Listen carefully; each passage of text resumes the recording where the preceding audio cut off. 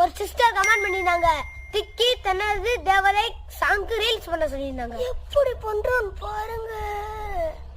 நேத்து வரைக்கும் பேச்சு கப்பனு தான் கலர்னு நினைச்சேன்டா, ஆனா அதோட இவ கலரா இருக்காடா. டேய், அவ பிறகுறதுக்கு முன்னாடி எவ்வளவு கலரா இருந்தா தெரியுமா? டேய், உனக்கு எப்படா தெரியும்?